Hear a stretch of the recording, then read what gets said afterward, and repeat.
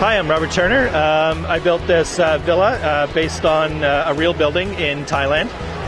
It's a fairly large build. It took about 9 months to put together.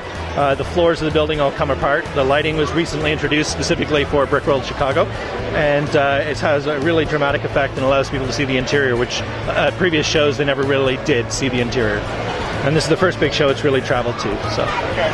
Now up in the front here you've got a lot of details with the rock work and the trees. How did that all work out?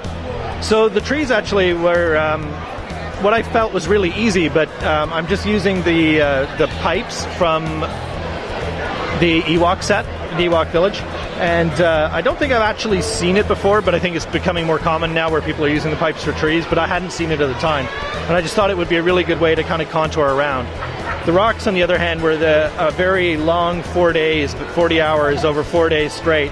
I actually had to take days off work to get it all done, and that was quite tedious. And the hard part about it is getting all the angles of the building right to make it match the real life stuff. So all the trees actually match the trees in real life, or at least in the photos that I have of the building.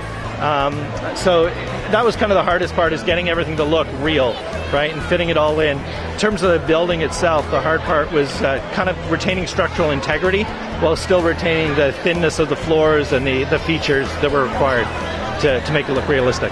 Oh yeah, the house is done really well. You've got all different little details in there. Those little chairs you use with the gray round. Yeah, the gray round tiles were kind of useful for that. They're maybe a little big in terms of the scale, but it's not like we get half stud or quarter stud sizes yet. So they came out really well, and the effect is kind of neat. I like the way the furniture turned out, and lots of people don't always realize, but you can look inside and you can actually see toilets. There's all toilets in there and everything, so it's really quite cool.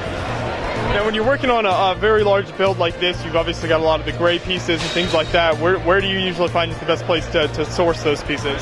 So the parts for this were sourced primarily from 3 different sources. One was Pick-a-Brick, both boxes and containers. The other one was Bricklink, and Pick-a-Brick online as well. So 3 different sources. So a lot of the white came from Pick-a-Brick online, white and trans, because I want to make sure it's not scratched and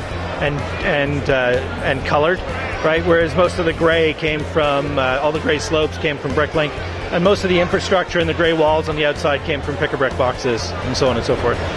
Sure. So now, like I said, this is quite large. What's it like to transport this? Does it break down into sections? So we might be able to demo that really quickly. It actually is one big piece, and you can pick it up. Wow. So that's impressive. You just ship it all like that? Yeah, it just goes like this. Literally, I take this tree off, I stick it here, and that's it. Oh, and the boat has to be moved, otherwise it falls off and gets lost. Okay. But it really is a plop and drop type mock, so it's quite cool in that respect, so it's easy to set up. But it is heavy, that's 50 pounds, so it's a bit awkward. And you can't really put anything on top of it, so that makes it tricky in transporting lots of stuff. So yeah, that's true, if you're trying to stack stuff on top of it. Well, that's really impressive. I love how you can move that around like that and all the little details you got in there. Thanks for showing that to us. All right, no problem, Josh. Thank you.